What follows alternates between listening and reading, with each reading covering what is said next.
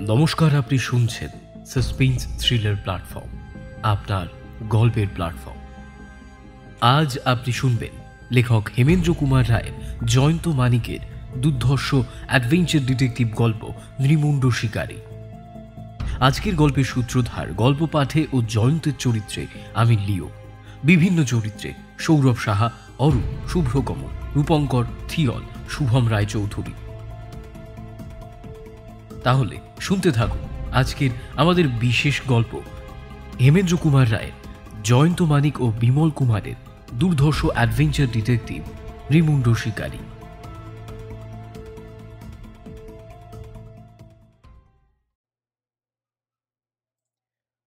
দুনিয়ায় শুভ ঘটনা বেশি ঘটে না। আজকের পৃথিবীতে বড় বড় ঘটনার ফর্দের দিকে তাকালে ভয় চমকে উঠতে হয়। জাপান তার জ্ঞাতি ভাই চীনের বিরাট দেহ টুকরো টুকরো করার চেষ্টায় আছে। ইতালি আবিসিনিয়াকে খুন করে আবার ফ্রান্সের গলা টেপবার মতলব বাড়ছে। জার্মানি প্রায় সারা ইউরোপের বুকের উপর দিয়ে ছুটে বেড়াচ্ছে বিরাট এক জগন্নাথের রথের মতো, এবং সমগ্র ইংল্যান্ডের আকাশ করছে প্রচণ্ড মৃত্যু বৃষ্টি। অথচ ভেবে দেখো, যে সব দেশে ওই সব অশুভ হানাহানি চলছে, সেখানকার উপাস্য হচ্ছেন শান্তি ও প্রেমের ঠাকুর খ্রিস্ট ও বুদ্ধদেব। কিন্তু ওসব তো হচ্ছে মহা ঘটনা। ভাবলেও মাথা ঘুরে যায়, ওদেরই সঙ্গে দুনিয়ায় ওসবের তুলনায় ঢের ছোট, অথচ মানুষের পক্ষে অত্যন্ত অশুভকর এত ঘটনা নিতান্তই ঘটে, যার হিসেব রাখা অসম্ভব। বলতে গেলে বলতে হয়, অশুভ ঘটনা তরঙ্গের পর তরঙ্গে নাকানি চোবানি খেতে খেতে মানুষ বেঁচে আছে ক্লায় ক্লেশে কোনো রকমে। এত কথা মনে হচ্ছে কেন জানো? সম্প্রতি কলকাতায় আর তার আশেপাশে এমনই কাণ্ড নিতান্তই ঘটছে, যা কেবল অশুভ বা ভীষণ নয়, বীভৎসও বটে। এ অঞ্চলে নৃমুণ্ড শিকারীর আবির্ভাব হয়েছে। প্রথম ঘটনা ঘটে জগন্নাথ ঘাটের কাছে। একজন মারোয়ারি শেষ রাতে গঙ্গা স্নানে বেরিয়েছিল। সকালবেলা তার মুন্ডহীন দেহ পাওয়া গেল পথের ওপরে। পরের দিন সকালে টালার কাছে খালের ধারে আবিষ্কার হলো এক পাহারাওয়ালার মৃতদেহ। তারও মুন্ড পাওয়া গেল না। তৃতীয় ঘটনা ঘটে খিদিরপুর ডকের কাছে। রাতের গুমোটে এক কুলি খোলা জায়গায় শুয়ে ঘুমোচ্ছিল। কি বা কারা এসে বেচারার মুন্ড কেটে নিয়ে চলে যায়। এমনই ভয়াবহ ঘটনা ঘটল উপরে 15 বার। কখনো কাশীপুরে, তো কখনো খিদিরপুরে, কখনো ব্যারাকপুরে, কখনো কালীঘাটে, কখনো হাওড়া শিবপুর শালিখায়, এবং কখনো কলকাতার প্রান্তবর্তী জায়গায় পাওয়া যেতে লাগলো মুন্ড কাটা দেহের পর দেহ। পুলিশের দলবল পাগলের মতো শহরময় ছোটাছুটি করে বেড়াতে লাগলো, কিন্তু বৃথা। নরবলি বন্ধ হলো না। রাত 9টার পর শহরের পথে আর জনপ্রাণী কাউকে দেখা যায় না। থিয়েটার, বায়োস্কোপের রাত্রের অভিনয় একেবারে বন্ধ হয়ে গেল। একদিন সকালে চাঁদপাল ঘাটের কাছে এক মাতাল ইংরেজি নাবিকের স্কন্দ কাটা মৃতদেহ পাবার পর থেকে চৌরঙ্গিতেও মহাবিভীষিকার সঞ্চার হলো। কেল্লা থেকে গোরা ফৌজ আনিয়ে পথে পথে পাহারাও বসানো হলো। তখন নরবলি হয় শহরের বাইরে অন্য কোনো জায়গায়। ফৌজ আর কতদূর পাহারা দেবে? এমন চুপি চুপি খুনিরা কাজ ছেড়ে চম্পট দেয় যে কাক পক্ষীও টের পায় না। এতগুলো খুন হলো, কিন্তু খুনিদের দেখা তো দূরের কথা, টু শব্দ কারোর কান পর্যন্ত ওঠেনি। খুনিরা যেন ইন্দ্রজাল জানে। তারা যেন মৃত্যুর মতো নিঃশব্দ ও অদৃশ্য। কাগজওয়ালারা পুলিশের অকর্মণ্যতার বিরুদ্ধে বড় বড় প্রবন্ধ লিখতে শুরু করল। টাউন হলে মস্ত বড় আন্দোলন সভা বসিয়ে নগরবাসীরা প্রশ্ন তুলল, আমরা ট্যাক্স দিয়ে পুলিশ পুষছি বা কেন? আমাদের মাথাগুলো ঢুকলো হাঁড়ি কাঠে, আর পুলিশ দাঁড়িয়ে দাঁড়িয়ে তাই দেখবে বলে? মুশকিলে পড়ে গভর্নমেন্ট ঘোষণা করলেন যে এই নৃশংস হত্যাকারীদের সন্ধান দিতে পারবে তাকে 10,000 টাকা পুরস্কার দেওয়া হবে। কিন্তু পুরস্কার ঘোষণা করা এক, আর হত্যাকারীকে ধরা এক। হত্যার সংখ্যার সঙ্গে পুরস্কারের টাকার সংখ্যাই কেবল বাড়তে থাকলো। পাথুরে ঘাটার মেও হাসপাতালের কাছে একদিন একসঙ্গে দুটো লোকের মুন্ডহীন দেহ পাওয়া গেল। পুলিশ তদন্তে প্রকাশ পেল তারা দুজনেই দুটি গুন্ডা। তাদেরও ব্যবসা দাঙ্গা হাঙ্গামা, রাহাজানি, খুন খারাপি। খুব সম্ভব পুরস্কারের লোভেই রাত্রে খুনি ধরতে পথে বেরিয়েছিল। ব্রিটিশ ভারতের সর্বপ্রধান নগর কলকাতার বুকের উপর যে এমন অসম্ভব সব ঘটনা ঘটতে পারে, এটা কেউ দুঃস্বপ্নেও মনে আনতে পারেনি। বিলাতের পার্লামেন্টেও এইসব ব্যাপার নিয়ে প্রশ্ন উঠল। ভারত গভর্নমেন্ট থেকে কলকাতা পুলিশের উপর এলো জোর হুমকি, কিন্তু বেচারা পুলিশ করবেটাই বা কি? হত্যাকারীরা এমন সুচতুর ও সাবধানী যে ঘটনাস্থলের কোথাও সামান্য একটা সূত্র রেখে যায় না। আর এইসব অদ্ভুত হত্যার উদ্দেশ্যই বা কি? কোথাও নিহত ব্যক্তিদের ট্যাঙ্ক বা পকেট থেকে একটা পয়সাও চুরি যায়নি। এ খুনির দল জাত মানে না, উচ্চ নিচ, বৃদ্ধ জোয়ান, গরিব ধনী, সাহেব বা বাঙালি বা মারোয়ারি বা মুসলমান, কিছুই বিচার করে না। যেন তেন প্রকারে সে কেবল কাটা মুন্ড হস্তগত করতে চায়। মানুষের মাথা তো পাঁঠার মুড়ি নয়, এ তো মুন্ড। এত মুন্ড নিয়ে খুনিরা করবেটাই বা কি? আর একটা রহস্য লক্ষ্য করবার মতো, যারা মারা পড়ছে সবাই পুরুষ। খুনিরা নারী হত্যা করেনি। উপরওয়ালাদের কাছ থেকে গরমাগরম ধমক খেয়ে ইন্সপেক্টর সুন্দরবাবু আর কোনো উপায় না দেখে শখের গোয়েন্দা জয়ন্তর কাছে ধর্ণা দিয়ে পড়লেন। চৌকির কোণে বসে পা নাচাতে নাচাতে জয়ন্ত বাজাচ্ছে বাঁশের বাঁশি, তার সঙ্গে তবলা সঙ্গত করছে মানি।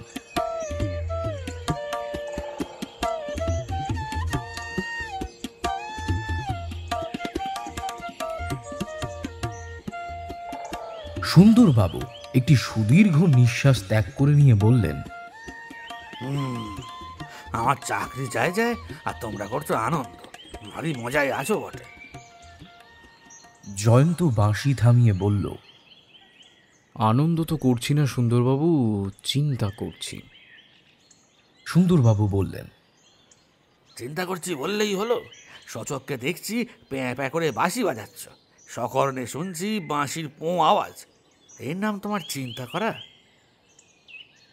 আমি যে বাঁশি বাজাতে বাজাতেই চিন্তা করি সুন্দরবাবু। চিন্তা করো না ছাই করো, বাঁশি বাজিয়ে চিন্তা, যত সব অনার সৃষ্টি। দুশ্চিন্তায় ভরেছি বটে আমি। তোমার আবার কিসের চিন্তা? হে, গভর্নমেন্টের 10,000 টাকার পুরস্কার 15,000-এ উঠেছে, এর পরেও একটু চিন্তা করব না? তাহলে এই ভুতুরে খুন খারাপিগুলো গিয়ে তোমারও টনক নড়িয়েছে? টনক না নড়ের উপায় কি? নইলে আপনাকে সাহায্য করবোটাই বা কেমন করে? আপনি যে সাতঘাটের জল খেয়েই আমার কাছে সাহায্য চাইতে আসবেন, এটা তো জানা কথা। কাজেই আগে থাকতেই আমি কাজটা সেরে রাখছি আর কি। সুন্দরবাবু মুখ ভার করে বললেন, আমাকে সাহায্য করবে না কচু পোড়া করবে? এবারে সে ঘুরে বালি, এসব খুনের কোনো মানে খুঁজে পাওয়া যাচ্ছে না। মানে না পাওয়া যাক, কিন্তু দুটো সূত্র আমি কিন্তু খুঁজে পেয়েছি। সুন্দরবাবু ভুঁড়ির ওপরে 2 হাত রেখে মস্ত এক লাফ মেরে সবিস্ময়ে বললেন, দুটো সূত্র খুঁজে পেয়েছো? কোথায়? সেই গুন্ডা দুজনের লাশ আমি ঘটনাস্থলে গিয়ে দেখে এসেছি। আমার মতে খুনিদের দলে এমন একজন লোক আছে, গায়ের জোরে সে পৃথিবীতে সবচেয়ে বলবান লোকটিকেও টিপে মেরে ফেলতে পারে। আর একজন লোক আছে, সে খুব শৌখিন। সে যদি বাঙালি হয় তবে তার নাম ইন্দুভূষণ বাড়ুজ্জে বা বসু হলেও আমি অবাক হব না।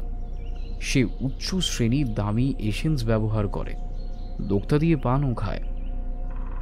2 চোখ বিস্ফারিত করে সুন্দরবাবু বলে, তাহলে তুমি খুনিদের চেনো? না, অনুমানে বলছি। আচ্ছা, গুন্ডাদের দেহ দুটো কি আপনি দেখেছেন? হত্যাকারীর আলিঙ্গনে বা বাঁ হাতের চাপে তাদের দেহের হাড়গুলো নানা স্থানে কিন্তু ভেঙে গেছে। তারাও কোনো আশ্চর্য শত্রুরই কবলে পড়েছিল। তার পাল্লায় পড়লে হয়তো আমিও বাঁচতাম না। অথচ আমার শক্তির নমুনা কিন্তু আপনার অজানা নয়। মৃতদেহ দুটো গঙ্গার ধারে রাস্তার ওপরে পড়েছিল। আমি রাস্তা ছেড়ে গঙ্গার গর্ভে নেমে এই রুমালখানা দৈব গতিকে কুড়িয়ে পেয়েছি। দেখছেন, রুমালখানা রক্ত মাখা। হত্যাকারীর হাতে রক্ত মুছে রুমালখানা গঙ্গা জলে ছুঁড়ে ফেলে দিয়েছিল, কিন্তু রুমাল যে জলে না পড়ে ডাঙায় গিয়ে পড়ল। অন্ধকারে অতটা তার নজরে আসেনি। রুমালের এক কোণে 3টে ইংরেজি হরফে তোলা রয়েছে IBB। ওতে আন্দাজ করতে পারি রুমালের মালিকের নাম, যদি সে বাঙালি হয়, ইন্দুভূষণ বসু বা বাড়ুজ্জে বা অন্য কিছু। রুমালের রীতিমতো দামি এসেন্স আর দোক্তার গন্ধ পাওয়া গেছে। দোক্তা দেওয়া পান খেয়ে সে মুখও মুছেছিল। সুন্দরবাবু সানন্দে বলে উঠলেন, রুমালের আরেক কোণে ধোপার মার্কাও রয়েছে। জয় ভগবান। জয়ন্ত বলল, সেই জন্যই তো রুমালখানা আপনার হাতে দিলাম। খোঁজ নিয়ে দেখুন কোন থানার এলাকায় কোন ধোপা ওই মার্কা কার জামা কাপড়ে এটি ব্যবহার করে। সুন্দরবাবু বেজায় ফুর্তির সঙ্গে বললেন, বাঁচলাম। এতদিনে একটা সূত্রের মতো সূত্র পাওয়া গেল। বিলাতি পার্লামেন্টের এক সভ্য নাকি বলেছেন কলকাতা পুলিশে অনেক অকেজো লোকের ভিড় হয়েছে। সত্যি লজ্জায় আমাদের মুখ দেখাবার জন্য নেই। মানিক এতক্ষণ পরে বলল, বিলিতি পুলিশে শুধু বাহাদুরিই আমরা দেখি, কিন্তু তারাও জ্যাক দ্য রিপারের কি করতে পেরেছিল? সুন্দরবাবু বললেন, জ্যাক দ্য রিপার কে? একজন অজানা হত্যাকারী। নারীদের হত্যা করে অকারণেই সে তাদের দেহ ছুরি দিয়ে ফালা ফালা করে রেখে যেত। সেই জন্যই তাকে রিপার অর্থাৎ ওই ছেদনকারী উপাধি দেওয়া হয়েছিল। লন্ডন শহরে বিলিতি পুলিশের বুকের ওপর বসে রাতের পর রাত সে নারীর পর নারী হত্যা করে গিয়েছে, কিন্তু শেষ পর্যন্ত কেউ তাকে গ্রেপ্তার করতে পারেনি। পুলিশ তাকে ওই পোল্যান্ড থেকে আগত একজন ইহুদি বলেও সন্দেহ করে। তার চেহারার বর্ণনাও পায়। এমনকি বিলিতি পুলিশের বড় কর্তার সামনে সে নিজে সশরীরে এসে দেখাও দেয়। তবুও তাকে বন্দি করা সম্ভব হয়নি। সুন্দরবাবু, এই সমস্ত উপন্যাসের বাজে বা ওই ছেদো কথাবার্তা নয়, একেবারে খাঁটি সত্যি কথা। জয়ন্ত বলল, মানিক, জ্যাক দ্য রিপারের কথা স্মরণ করিয়ে তুমি বেশ উপকার করলে। জ্যাক দ্য রিপারের হত্যাকাণ্ডের সঙ্গে এখানকার এইসব হত্যাকাণ্ডের একটা বিষয় যথেষ্ট মিল আছে। জ্যাকের মতো এই হত্যাকারীরও অকারণেই নরহত্যা করছেন। এই টাকা কড়ি নেয় না, খালি মুন্ড কেটে নিয়ে পালায়। এমন মুন্ড চুরি কিন্তু অর্থহীন। বিলাতি পুলিশের মতে জ্যাক ছিল বাতিগ্রস্ত একজন উন্মাদ। এও কি তাই নাকি? সুন্দরবাবু বললেন, পাগলে কখনো এমন চালাকের মতো পুলিশ আর সারা শহরের চোখে ধুলো দিয়ে কাজ হাসিল করতে পারে? বাতিকগ্রস্ত পাগলদের আপনি চেনেন না সুন্দরবাবু। কেবল বিশেষ বাতিক ছাড়া তাদের মধ্যে উন্মাদ রোগের কোনো লক্ষণ দেখতে পাওয়া যায় না। দাঁড়াও না, আগে ধোপাকে খুঁজে বের করি, তারপর তার বাতিক ঠান্ডা করে দিচ্ছে। ধোপা সম্বন্ধে অত বেশি নিশ্চিন্ত হবেন না সুন্দরবাবু, কারণ হত্যাকারী যদি কলকাতার লোক না হয় তবে ধোপার খবর তাহলে পাবেন কেমন করে আপনি? তার চেয়ে তাড়াতাড়ি তাকে ধরবার জন্য আর একটা চেষ্টা করা যেতে পারে। কি চেষ্টা? যা বলো, আমি রাজি আছি। রাজি আছেন? তাহলে ছদ্মবেশ পরে 2-1 রাত বাগবাজারের খাল যেখানে গঙ্গায় গিয়ে পড়েছে সেইখানে বসে থাকতে পারবেন? কেন? দেখুন, দেখা যাচ্ছে প্রত্যেকটা হত্যাকাণ্ডের ঘটনাস্থল হচ্ছে গঙ্গা বা খালের কাছাকাছি জায়গায়। আমার বিশ্বাস হত্যাকারীরা শেষ রাতে নৌকা চড়ে রোঁদে বেরোয়, তারপর মনের মতো শিকারের সন্ধান পেলেই নরবলি দিয়ে আবার নৌকায় চড়ে পালায়। আপনি তাহলে বাইরে প্রকাশ্যভাবে, আজ আমরা দলবল নিয়ে কাছেই লুকিয়ে থাকব।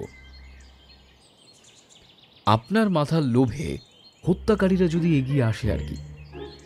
ধন্যবাদ, এই প্রস্তাবে আমার বিলক্ষণ আপত্তি আছে। আমার মুন্ডুটা যদি হঠাৎ খোয়া যায় তাহলে খালি ধরটা নিয়ে আমি কি করব? এ হচ্ছে মারাত্মক প্রস্তাব।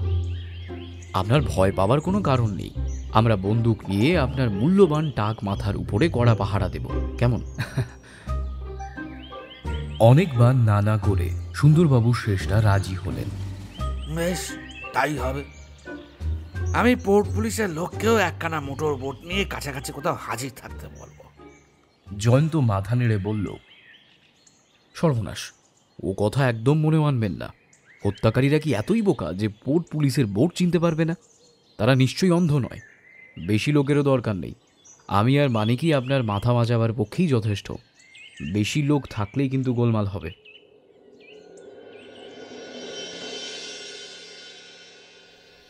রাত 3:30 সময় সুন্দরবাবু প্রাণটি হাতে করে গুটি গুটি খাল ও গঙ্গার সঙ্গমস্থলে এসে হাজির হলেন।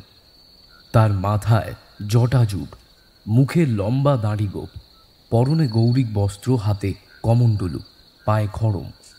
খালের মুখে রেলওয়ে ব্রিজ তার কোলেই, গঙ্গার ধারে একটুখানি বাঁধান জায়গা। সেইখানে বসে পড়ে সুন্দরবাবু চারিদিকে তাকিয়ে বুঝতে চেষ্টা করলেন জয়ন্ত ও মানিক ঠিক কোথায় লুকিয়ে আছে। বোঝা গেল না, কোনো জনপ্রাণীর সাড়া নেই। এতটা পথ হেঁটে আসবার সময়ও সুন্দরবাবুর সঙ্গে অন্য লোক তো দূরের কথা, একটা পাহারাওয়ালারও দেখা হয়নি। সারা শহর যেন ভয়ে দম বন্ধ করে বোবা হয়ে বসে আছে। কলকাতা শহর যে গোরস্থানের মতো এত নিস্তব্ধ হতে পারে, এই কথা ধারণা করা যায় না। আগে আগে শেষ রাতে যারা প্রাতঃস্নান করতে আসত, আজকাল তারাও দরজায় খিল লাগিয়ে ঘরের ভেতরে বসে থাকে। নিজেকে অত্যন্ত অসহায় বলে মনে করলেন সুন্দরবাবু। জয়ন্ত আর মানিক যদি কাছাকাছি না থাকে, যদি তারা ঠিক সময় না আসতে পারে, তাহলেই তো খাঁড়ার এক কোপে তার মুন্ড উড়ে যাবে। আকাশে চাঁদ নেই। শেষ রাতে গ্যাসের আলোগুলো নিভে গেল। নিজেকে অত্যন্ত অসহায় বলে মনে করলেন সুন্দরবাবু। গঙ্গার বুকে দূরে মাঝে মাঝে নৌকার দাঁড় ফেলার শব্দ হয়, আর সুন্দরবাবু চমকে চমকে ওঠেন আর ভাবেন, ওই এলো, ওই রে, এলো বুঝি রে। সুন্দরবাবু ঘেমে নিয়ে উঠলেন। জপ করবার ভঙ্গিতে আড়ষ্ট হয়ে তিনি বসে রইলেন এবং মনে মনে দুর্গা নাম জপ করতে লাগলেন। দেখতে দেখতে সকাল হয়ে এলো। সুন্দরবাবু হাঁপ ছেড়ে হুঁ বলে উঠে দাঁড়ালেন। হত্যাকারীরা এলো না বলে তার মনে এক তিলও দুঃখ হলো না, কিন্তু নাছোড়বান্দা জয়ন্তর তাড়নায় তাকে পরদিনও সন্ন্যাসীর এই বিপজ্জনক অবস্থায় অভিনয় করতে হলো। সে রাতেও চাঁদের ছুটি, গ্যাসের আলো নিভে গেল। সুন্দরবাবুর বুক ঢিপ ঢিপ, ঘর মাক্ত গলে বর। চোখ কপালে তুলে তিনি প্রার্থনা করলেন, ও মা দুর্গে, দুর্গতি না আসেনি, কাল রাত পুইয়ে দাও মা, এবার চাকরি গেল আর আমি এমুখ হচ্ছি না।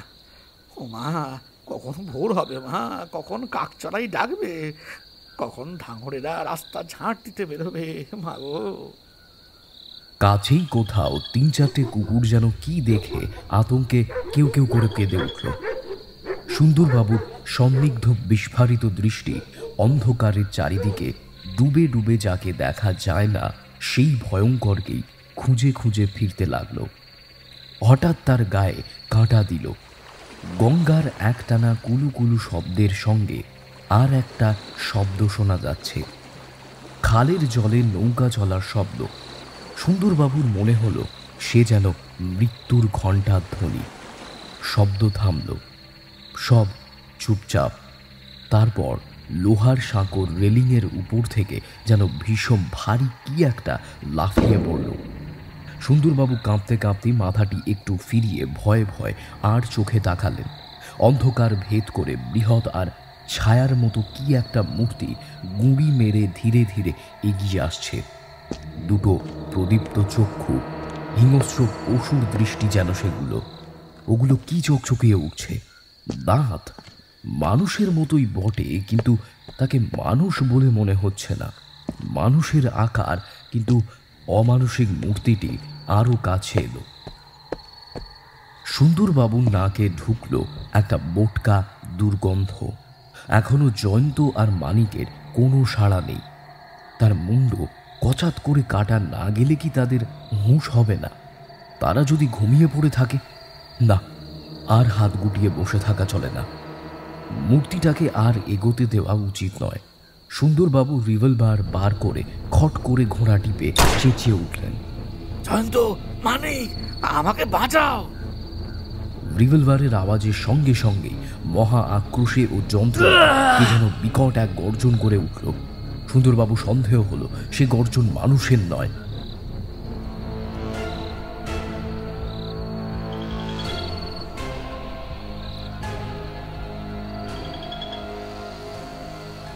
বাগবাজারের খাল যেখানে গঙ্গার সঙ্গে মিশেছে, সেখানে যে রেলপথের সাঁকো আছে, কলকাতায় সেটি এক দ্রষ্টব্য ব্যাপার। সাঁকোটি হচ্ছে দোতলা। সেটি এমন কায়দায় তৈরি করা যে যখন তলা দিয়ে বড় বড় নৌকা আনাগোনা করতে চায়, তখন সাঁকোর সমস্ত একতলার অংশটি রেল লাইন শুদ্ধ শূন্যে অনেকটা উপরে উঠে যায়। এই সাঁকোর কাছে একখানা খালি মালগাড়ি দাঁড়িয়েছিল। তারই ভেতরে লুকিয়েছিল জয়ন্ত আর মানিক। সেইখান থেকেই তারা সুন্দরবাবুর ব্যাকুল চিৎকার শুনতে পেল। তখন একেবারে শেষ রাত, কিংবা সেই সময়টাকে উষার আচ্ছন্ন জন্মভূমিও বলা যায়। যদিও তখনও আলো ফোটেনি, কিন্তু রাত আঁধারি পাতলা হয়ে আসছে ক্রমশ। জয়ন্ত ও মানিক চোখের নিমেষে গাড়ির বাইরে লাফিয়ে পড়ল, আর তারপরেই তাদের মনে হলো সাঁকোর পাশের লোহার মই বেয়ে একটা প্রকাণ্ড মূর্তি প্রতি পদক্ষেপে মহা শব্দ করে খুব তাড়াতাড়ি দোতলায় উঠে যাচ্ছে। অত বৃহৎ মূর্তির অতখানি তৎপরতা বিস্ময়কর বলেই মনে হয়। ওদিক থেকে সুন্দরবাবু রিভলভারে আরও ৩-৪ বার অগ্নিবৃষ্টি করলেন। জয়ন্ত ও মানিক যখন সাঁকোর কাছে এসে পড়ল, সুন্দরবাবু হাউমাউ করে চেঁচিয়ে উঠলেন, জয়ন্ত ভাই, আমাদের আর আমি নেই, মরতে মরতে বেঁচে গিয়েছি। কিন্তু তারা কেউ তার কাঁদুনি শোনবার জন্যে ফিরে তাকিয়ে দাঁড়ালো না। তীব্র বেগে ছুটে এসেই লোহার মই বেয়ে সাঁকোর দোতলায় উঠতে লাগলো। সুন্দরবাবু আবারও একলা। ভয়ে তার চোখের সামনে ফুটল হাজার হাজার সর্ষে ফুল, এবং তার কানে ঢুকল আরও একটা আওয়াজ। একখানা নৌকা জলের ছপাত ছপাত শব্দ তুলে খালের এপার ছেড়ে ওপারে চলে যাচ্ছে। গঙ্গার ধারে সারি সারি নৌকো বাঁধা ছিল। তার ভেতরে যেসব মাঝি মল্লা ঘুমোচ্ছিল, সুন্দরবাবুর বিকট চিৎকারে ও রিভলভারের শব্দে তাদের ঘুম ভেঙে গেল। তারাও বাইরে বেরিয়ে এসে মহা হইচই বাঁধিয়ে তুলল। তাদের গোলমাল শুনে সুন্দরবাবু কতকটা ধাতস্থ হলেন। অন্ধকারের ভয়াবহ নির্জনতা ও বুক চাপা স্তব্ধতার কবল থেকে নিস্তার পেয়ে তিনি যেন হাঁপ ছেড়ে বাঁচলেন। সেই হাতির মতো ভারী অদ্ভুত জীবটা সাঁকোর দোতলায় উঠে ধুমধাড়াক্কা লাগিয়ে দিয়েছিল। এখন সেসব গেছে থেমে থুমে। জয়ন্ত ও মানিকেরও কোনো সাড়া শব্দ নেই। ব্যাপার কি? তাদের দেহের সঙ্গে মুন্ডের সম্পর্ক এখনো বজায় আছে তো? মনে এই দুর্ভাবনার উদয় হতেই সুন্দরবাবুর কান্না পেল, কিন্তু তবু তার এমন ভরসা হলো না যে সাঁকোর উপরে উঠে ব্যাপারটা কি হচ্ছে তা তিনি দেখবেন। উঁকি মেরে দেখে আসেন। মিনিট 15 মধ্যেই পূব আকাশে যখন উষার প্রথম আলোর ঝর্ণা খুলে গেল, গাছে গাছে পাখিরা যখন প্রভাত সূর্যের উদ্দেশ্যে বন্দনা গীত রচনা করতে লাগল, তখন দেখা গেল জয়ন্ত ও মানিক সাঁকোর রেলপথের উপর দিয়ে আবার ফিরে আসছে। সুন্দরবাবু বললেন, তোমরা উঠলে সাঁকোর দোতলায়, নেমে পড়লে কখন? অনেকক্ষণ। সেই মূর্তিটাকে ধরবার জন্য আমরা সাঁকোর ওদিকটার সিঁড়ি দিয়ে নেমে পড়েছিলাম। তারপর আবার কি? আপনি অসময়ে রিভলভার ছুঁড়ে তাকে তাড়িয়ে দিয়েছেন। আমরা তাকে ধরবো কেমন করে? অসময়ে রিভলভার ছুঁড়েছি বটে, সচক্ষে দেখলাম 5-6 হাতে তফাতে একটা কিম্ভূত কিমাকা রাক্ষস। তার চোখ দুটো করছে দপদপ, আর দাঁতগুলো করছে চকচক, আর তার গায়ে কি ভোটকা গন্ধ রে বাবা! রিভলভার ছুটতে আর 1 সেকেন্ড দেরি করলে তোমরা কি আমার মাথাটা কাঁধের ওপর খুঁজে পেতে? রিভলভার ছুঁড়ে যদি তাকে বধ করতে পারতেন তাহলেও একটা কথা ছিল। থুস! কি করবো ভাই, টিপ যে ঠিক হলো না, আমার হাত যে ঠকঠক করে কাঁপছিল। আমি তো তবু রিভলভার ছুঁড়ে তাকে ভয় দেখিয়েছি, কিন্তু তাকে দেখলে নিশ্চয়ই তোমাদের দাঁত কপাটে লেগে যেত। কিন্তু কিন্তু সে পালালো কোন দিকে? খালের ওপারের গুদামের পর গুদাম, তারই অলিগড়ির ভেতরে বোধহয় সে লুকিয়ে আছে। অন্ধকারে কিছুই বোঝা গেল না, কিছুই দেখা গেল না, কিন্তু আমরা আরও 3-4 জন লোকের জুতো পরার পায়ের শব্দ পেয়েছি, যেন তারাও দৌড়ে পালাচ্ছিল, বুঝলেন? গলা কাটারা নিশ্চয়ই দল বেঁধে এসেছিল সেই কিম্ভূত কিমাকারের আবির্ভাবের আগে। আর পরে খালের মুখে আমি নৌকোর শব্দ শুনেছি। নৌকোয় চড়ে তারা এসেছিল, আবার পালিয়েও গিয়েছে। সে কথা আমরাও জানি। আমরা যখন সাঁকোর দোতলায় নৌকাখানা, তখন খালের উপরে গিয়ে লাগলো। তারপরেই শুনলাম দূর দাঁড় করে পায়ের শব্দ, কিন্তু নিচে নেমে নৌকার মধ্যে জনপ্রাণী কাউকে দেখতে পেলাম না। মানিক বলল, কিন্তু নৌকার মধ্যে পাওয়া গিয়েছে এই রামদাখানা। তাড়াতাড়িতে তারা ভুলে গিয়েছে। সুন্দরবাবু শিউরে উঠে বললেন, বাপরে, ওই রামদাটা এনেছিল তাহলে আমার গলাতেই বসাতে। মানিক বলল, দেখুন দেখুন, এই রামদার বাঁটের দিকটায় তাকিয়ে দেখুন, ওখানে একটা এস হরফ খোদাই করা আছে। সুন্দরবাবু সাগ্রহে ঝুঁকে পড়ে দেখে বললেন, তাই তো তাই তো। কিন্তু জয়ন্ত, সেই রুমালের কোণে ছিল IBB, এই 3টে অক্ষর। জয়ন্ত বলল, হয়তো এটা হচ্ছে দলের আরও কোনো লোকের নামের আদ্য অক্ষর, বুঝলেন? সে নৌকাখানা আর একবার ভালো করে পরীক্ষা করা দরকার। নৌকাখানা একজন পাহারাওয়ালার জিম্মায় রেখে এসেছি, কিন্তু সেখানা পরীক্ষা করে নতুন কিছু জানা যাবে বলে আমার মনে হয় না। তার গায়ের নম্বর তুলে ফেলা হয়েছে। হয় সেখানা চোরাই নৌকা, নয় রাতের অন্ধকার ছাড়া তাকে চালানো হয় না। কিন্তু সুন্দরবাবু, যদিও আজকে আমাদের আসল উদ্দেশ্য ব্যর্থ হলো, তবু আমরা অন্ধকার হাতড়ে গোটা কয়েক দরকারি সূত্র কিন্তু আবিষ্কার করতে পেরেছি। প্রথমত, দলের একজনের আদ্য অক্ষর হচ্ছে I, আর একজনের S। দ্বিতীয়ত, আপনার কথা যদি সত্য হয় তাহলে বলতে হবে ওদের দলে একজন অদ্ভুত চেহারার অতিকায় একটা লোক আছে, আর সেই সর্বপ্রথমে চুপি চুপি এসে আক্রমণ করে। তৃতীয়ত, তারা মানুষের মুন্ড কেটে নেয় রামদার কোপ মেরে, কারণ এর বাঁটের ধারে শুকনো রক্তের দাগ লেগে রয়েছে।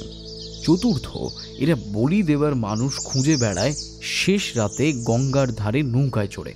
উপরন্তু ধোপার একটা মার্কাও পাওয়া গেছে। এতগুলো সূত্র এত সহজে পাওয়া ভাগ্যের কথা সুন্দরবাবু। ওর একটা না একটা নিশ্চয়ই আমাদের কাজে লেগে যাবে, বুঝলেন?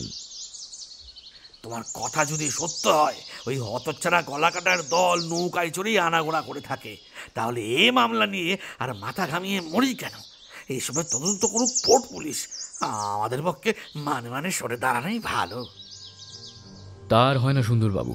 মামলাটা যখন হাতে আমি নিয়েছি, আমাদের কৌতূহল যখন জেগে উঠেছে, তবে আপনি সরে পড়লেও আমরা কিন্তু হাল ছাড়ছি না। পোর্ট পুলিশের সঙ্গেই আমরা কাজ করব। সুন্দরবাবু মুখ বিকৃত করে বললেন, ওই তো তোমাদের রোগ, এক গুমের জন্যই একদিন তোমরা পটল তুলবে। বেশ, আমিও তোমাদের সঙ্গেই থাকবো না হয়, কিন্তু তোমাদের কাছে এই মিনতি, আমাকে আর কখনো সন্ন্যাসী আসতে বলো না। ছিপ ধরে মৎস্য শিকার করবে তোমরা, আর আমার মাথাটা হবে তোমাদের শখের টু। এই মারাত্মক ব্যবস্থাটা তেমন জুৎসই বলে মনে হচ্ছে না। সুন্দরবাবু, আমি এতদিন ভাবতাম যে আপনি আপনার ওই দেহের মধ্যে টাক পড়া দুঃখী মাথাটার চেয়ে আপনার হৃষ্টপুষ্ট ভুঁড়িটাকে শ্রেষ্ঠ বলে মনে করেন, কিন্তু এখন দেখছি আপনি মাথার জন্য মাথা ঘামান। অনেকের চ্যাটাং চ্যাটাং কথা শুনলে হাত যেন জ্বলে যায়। চলো জয়ন্ত, এখন বাসার দিকে ফেরা যাক। তখন সুন্দরবাবু, জয়ন্ত ও মানিকের চারিদিকে কৌতূহলী ও উত্তেজিত জনতার সৃষ্টি হয়েছিল, এবং তারা সবাই বিশেষ আগ্রহে ঠেলাঠেলি করে সব কথা শোনবার চেষ্টা করছিল। আকাশে তখন সূর্য দেখা দিয়েছে। অন্ধকারের সব রহস্য চোখের সম্মুখ থেকে বিলুপ্ত হয়ে 2-3 জন পাহারাওয়ালা এতক্ষণ পরে নিরাপদ গুপ্ত স্থান থেকে আকুত ভয়ে আত্মপ্রকাশ করে বুক ফুলিয়ে লাঠি হাতে ভিড় তাড়াতে তাড়াতে নিজেদের জীবন্ত অস্তিত্বের প্রমাণ না দিয়ে পারল না। সুন্দরবাবু তাদের দেখেই ঘাপ্পা হয়ে বললেন, ওরে ডাল রুটি চট্টা হনুমান পারে আর জাম্বুবান চৌবের বাচ্চারা, এতক্ষণ কোন গর্তে ঢুকে হিল্লি দিল্লি ভাতে করছিলে জাদু? গরিব নিরীহদের গলা ধাক্কা দিয়ে এখন তো খুব বাহাদুরি দেখাচ্ছ। কিন্তু একটু আগে আমি যখন স্কন্দ কাটা হওয়ার ভয়ে চেঁচিয়ে পাড়া ফাটাচ্ছিলাম, তখন তোমরা কানে তুলো গুজে কোথায় ছিলে বাপদন? রোসো, সব রাস্কালের নামে রিপোর্ট করছি। সকালে গঙ্গার ধার ছেড়ে খালের পাশ দিয়ে বাড়িমুখো হলো। জয়ন্ত কড়া নাড়া মাত্রই বেয়ারা এসে ভেতর থেকে দরজা খুলে দিল। তারপর বলল, একটা হিন্দুস্থানি লোক এসে আপনাকে খুঁজছিল। একটা কাঠের বাক্স হাতে দিয়ে বলল তার বাবু নাকি সেটা হুজুরকে ভেট দিয়েছেন, বলেই সে তাড়াতাড়ি চলে গেল। আমি ওই বাক্সখানা বৈঠকখানা টেবিলের উপর রেখে দিয়েছি। দুনিয়ায় মানিক ছাড়া এমন বন্ধু কে আছেন? কাকচিল ডাকতে না ডাকতেই আমাকে ভেট পাঠাবার জন্য যিনি ব্যস্ত হয়ে উঠেছেন। চলো তো বৈঠকখানায় ঢুকে আগে চক্ষুকর্ণের বিবাদ ভঞ্জন করা যাক। সকালে বৈঠকখানায় ঢুকেই দেখল মাঝখানের বড় টেবিলের উপরে বসানো রয়েছে একটা কাঠের প্যাকিং বাক্স। তার চারিদিকেই পেরেক দিয়ে আটা। এদিকের পেরেকগুলো খুলতে খুলতে জয়ন্ত বলল, উপহারের কিঞ্চিত নতুনত্ব আছে বলে মনে হচ্ছে। বাক্সটা বেশ ভারী। একটু পরেই ডালাটা খুলে গেল। বাক্সের ভেতর দিকে দৃষ্টিপাত করে জয়ন্ত খানিকক্ষণ স্থির হয়ে দাঁড়িয়ে রইল। তারপর ধীরে ধীরে বলল,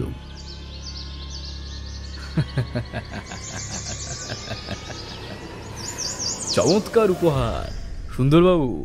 এরকম উপহার পেলে আপনি বোধহয় খুবই খুশি হতেন। সুন্দরবাবু বললেন, উপহার লাভের ভাগ্য আমার নেই। আমার বরাত চিরদিনই খারাপ। দেখি তুমি কি পেলে। কিন্তু এগিয়ে গিয়ে বাক্সের ভেতরে একবার উঁকি মেরেই তিনি যেন বিষম ধাক্কা খেয়ে পিছিয়ে এসে বিকট স্বরে বলে উঠলেন। মানিকও তাড়াতাড়ি এগিয়ে গিয়ে বাক্সের ভেতরে তাকিয়ে সভয়ে দেখল তার চোখের পানে আকৃষ্ট চোখে চেয়ে আছে একটা রক্তহীন রোমাঞ্চকর কাটা মুন্ড। সে মুন্ড ভারতীয় নয়, ইংরেজের। জয়ন্ত কঠোর রবে অট্টহাস্য করে উঠল।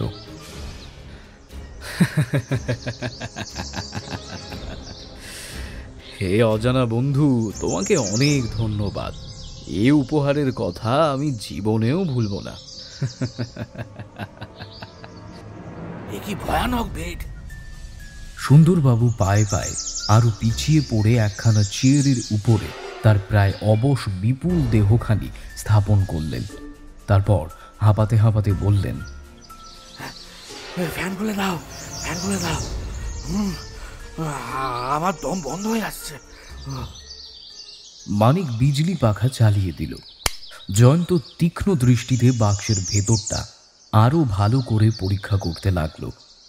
নৃমুণ্ড শিকারীরা যে একজন ইংরেজ খালাসিকেও বলি দিয়েছে, খবরের কাগজে সে কথাটাও প্রকাশ পেয়েছে যথাসময়। জয়ন্ত বুঝলে এ হচ্ছে সেই খালাসিটারই কাটা মুন্ড। কোনো ধারালো অস্ত্রের এক কোপে বেচারার মুন্ডটাকে দেহ থেকে একেবারে বিচ্ছিন্ন করে ফেলা হয়েছে। জয়ন্ত খানিকক্ষণ দেখে হঠাৎ কাটা মুন্ডের মাথার সোনালি চুলের ভেতরে একবার হাত বুলিয়ে নিল। তারপর বিস্মিত স্বরে বলল, দেখেছি মুন্ডটা স্পিরিটে ডুবিয়ে রাখা হয়েছিল। চুলগুলো এখনো ভিজে রয়েছে। বাক্সের ভেতর থেকেও স্পিরিটের গন্ধ বেরোচ্ছে। তার মানে মুন্ডটাকে বোধহয় জিয়ে রাখবার চেষ্টা হয়েছিল। ও বাবা, সে কি! বরফ টরফ দিয়ে লোকে মাছ মাংস টাটকা রাখে জানি, খাবে বলে। স্পিরিটের মধ্যে ফেলে এরা কাঁচা মরার মাথা টাটকা রাখতে চেয়েছে কেন? এরা মানুষের মুড়ো খায় নাকি? হতে পারে। আর সেই জন্যই হয়তো আপনার মুড়োর ওপরেও ওদের খুব লোভ পড়েছিল। তুমি কি বলতে চাও মানিক? আমি বলতে চাইছি যে আপনার মুড়োটাও পেলে ওরা হয়তো পচতে দিত না। স্পিরিটে ভিজিয়ে টাটকা রাখতো। তারপর কোনো একটা শুভ দিনে হয়তো সুন্দরবাবুর মুড়ো দিয়ে সুন্দর করে ডাল রেঁধে ফেলতো। তবে দুঃখের কথা এই যে সেই মুড়োর ডাল খাবার জন্য কেউ আমাদেরকে নেমন্তন্ন করতো না। সুন্দরবাবু এত ক্রুদ্ধ হলেন যে তার মুখ দিয়ে একটা শব্দ পর্যন্ত বেরোলো না। জয়ন্ত বললে, মানিক, ঠাট্টা ঠুট্টি রেখে এখন কাজের কথা শোনো। এই কাটা মুন্ডটা আমাদের কাছে কেন পাঠানো হয়েছে জানো? নিশ্চয়ই আমাদেরকে ভয় দেখাবার জন্য। খুনিরা আমাদেরকে চেনে আর ভয় করে, তাই তারা বলতে চায় যে আমরা যদি ওদের পথ থেকে সরে না দাঁড়াই তাহলে আমাদেরও এই দশা হবে। জয়ন্ত গম্ভীর স্বরে বললে, বোধহয় তোমার আন্দাজ ভুল নয়, কিন্তু এখন কতকগুলো কথা ভেবে দেখো। আমরা যে এই মামলা হাতে নেব কালকের আগে আমরাই তা জানতাম না। সুতরাং এটা বোঝা শক্ত নয় যে খুনিরা আমাদের খোঁজ পেয়েছে পরে, কিন্তু পরে কখন? কাল রাতে আমরা যে তাদের ধরবার জন্য কোনো ফাঁদ পেতেছি সে কথা নিশ্চয়ই তারা জানতো না, কারণ জানলে তারা ফাঁদে পা দিত না। সেটা জোর করেই কিন্তু আমি বলতে পারি। আর কাল রাতের ঘুটঘুটে অন্ধকারেও তারা আমাদের চিনতে পারেনি। তাহলে তারা কখন আমাদেরকে আবিষ্কার করেছে? খুব সম্ভব আজ সকালে। বেশ, তোমার এই অনুমান ধরেই অগ্রসর হওয়া যাক। ভোর হবার পর আমরা গঙ্গার ধারে অপেক্ষা করেছিলাম আধ ঘন্টার বেশি নয়। তারপর সেখান থেকে বাসায় ফিরতে আমাদের সময় লেগেছে বড়জোর মিনিট 15। সুন্দরবাবু অধীরস্বরে বললেন, তোমাদের জ্বালায় আর পারি না জয়ন্ত। এই কি আধ ঘন্টা আর 15 মিনিটের হিসাব রাখবার সময়? হে সুন্দরবাবু, আপনি এখন আমাদের কথায় কান পাতবেন না। তার বদলে চা, টোস্ট আর এক পোচ নিয়ে আপনি ব্যস্ত থাকুন। ওই কাটা মুন্ডের সামনে এসে আমি খাবার খাবো? থু, থু। তাহলে চুপ করে বসে থাকুন, কারণ এখন খুনিদের আড্ডাটা আবিষ্কার করার চেষ্টা করছি। সুন্দরবাবু অবিশ্বাসের হাসি হেসে বললেন, ছাই করছ? সেই টিপ্পনি কানে না তুলে জয়ন্ত বলল, শোনো মানিক, দেখা যাচ্ছে সকাল হবার পর আমরা বাড়ির বাইরে ছিলাম মোট 45 মিনিট মাত্র। তাহলে বুঝতে হবে যে ওইটুকু সময়ের মধ্যেই কেউ আমাদের দেখেই ছুটে বাসায় গিয়ে স্পিরিট চোবানো মরার মাথা তুলে নিয়ে প্যাকিং বাক্সে পুরে তাড়াতাড়ি আমাদের আগেই এখানে রেখে পালিয়ে গেছে। মানিক উচ্ছ্বসিত স্বরে বলে উঠল, সাবাস জয়ন্ত, সাবাস। তার মানে তুমি বলতে চাও যে যে লোক 45 মিনিটের মধ্যে এতগুলো কাজ করেছে সে লোক কিছুতেই আমাদের বাড়ির থেকে খুব একটা দূরে বাস করে না? তাই ঠিক। আমার দৃঢ় বিশ্বাস তার আড্ডা গঙ্গা কি খালের ধার থেকে খুবই কাছেই। দেখছো মানিক, আমাদের অনুসন্ধানের ক্ষেত্র কতটা ছোট হয়ে পড়ল। সুন্দরবাবু, আপনি কি বলেন? কিছুই না। তোমার বুদ্ধির দৌড় দেখে হতভম্ব হয়েছি আমি। এত সহজে এত বড় আবিষ্কার, আশ্চর্য। জয়ন্ত রূপোর নস্যিদানি বের করে নস্য নিতে নিতে বলল, এখন কথা হচ্ছে খাল আর গঙ্গার আশপাশে বড় কম রাস্তা বা বাড়ি নেই। কোন রাস্তায় আর কোন বাড়িতে গেলে আমরা খুনিদের আড্ডাটা খুঁজে বার করতে পারবো? সুন্দরবাবু আবার হতাশ হয়ে পড়ে বললেন, ওটা কিন্তু খুঁজে বার করা অসম্ভব। জয়ন্ত প্যাকিং বাক্সের দিকে অল্পক্ষণ নীরবে তাকিয়ে রইল। তারপর চুল ধরে মুন্ডুটাকে টেনে তুলে নিয়ে বলল, প্যাক করার সময় মুন্ডটার চারপাশে দেখেছি কতকগুলো খবরের কাগজ পুড়ে দেওয়া হয়েছে। মানিক, কাগজগুলো বের করে ফেলো তো। মানিক কাগজগুলো টেনে নিয়ে বলল, 3 দিনের 3খানা স্টেটসম্যান। জয়ন্ত মুন্ডুটাকে আবার বাক্সের ভেতরে রেখে বলল, এত ধরে নেওয়া যেতে পারে খুনিদের দলের কেউ নিয়মিত স্টেটম্যান পড়ে। তাহলে আমরা কোনো মূর্খ সাধারণ অপরাধীর পাল্লায় কিন্তু পড়িনি। তার পেটে অন্তত কিঞ্চিত ইংরেজি বিদ্যে আছে।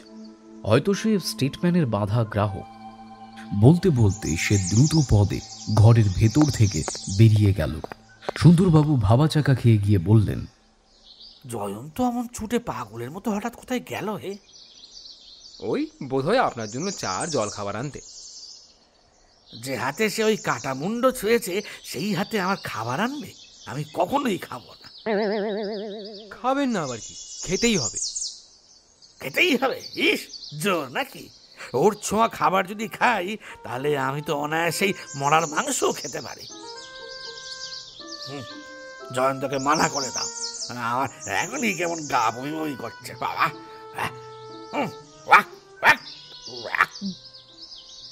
মানিক বহু কষ্টে সুন্দরবাবুকে শান্ত করে বলল, আহা আহা আহা, ঠিক আছে ঠিক আছে ঠিক আছে, ভয় নেই সুন্দরবাবু, আজ আর আপনাকে খেতে অনুরোধ করব না। আপনার গা বমি বমি থামিয়ে ফেলুন। তা যেন থামলাম, কিন্তু আজ আমি এখনই বিদায় হতে চাই। না না না, একটু বসুন, জয়ন্ত আগে ফিরে আসুক। মিনিট 15 পরে ঘন ঘন নস্য নিতে নিতে জয়ন্ত ফিরে এসে বলল, আমি স্টেটমেন্ট অফিসের এক বন্ধুকে ফোন করতে গিয়েছিলাম। কেন? আমি জানি এই অঞ্চলে কম বাঙালি স্টেটমেন্টের বাঁধা গ্রাহক, সুতরাং গঙ্গা আর খালের সঙ্গম স্থলের কাছাকাছি রাস্তাগুলোর মধ্যে স্টেটমেন্টের কোন কোন নিয়মিত গ্রাহক আছেন, ফোনে সেই খবরটাই জানবার চেষ্টা করছিলাম। তা কি জানতে পারলে? জনা কয়েক গ্রাহকের নাম আর ঠিকানা কিন্তু আমি জানতে পেরেছি। তারপর? একজনের কিছু সন্ধান নিতে হবে। তার নাম সত্যচরণ চৌধুরী। তিনি 15 নম্বর বিষ্ণুবাবু লেনে থাকেন। বিষ্ণুবাবু লেন থেকে গঙ্গার ধারে যেতে বা আমার বাড়িতে মিনিট কয়েকের বেশি লাগে না। কিন্তু এই তুচ্ছ কারণে কারোর উপর সন্দেহ করা ঠিক নয়। সুন্দরবাবু, আপনি কি এরই মধ্যে ভুলে গেলেন যে রামদার উপরে এস হরফ খোদা করা আছে? কে বলতে পারে ওটা সত্যচরণ চৌধুরীর নামের আদ্যক্ষর নয়? ঠিক। সেই রক্তাক্ত রুমালের কোণে ছিল IBB, এই 3টে অক্ষর। সুন্দরবাবু, আপনি এখন এসকে নিয়ে মাথা না ঘামিয়ে থানায় গিয়ে খবর নিন রুমালে ধোপার মার্কার কোনো কিনারা হলো কিনা।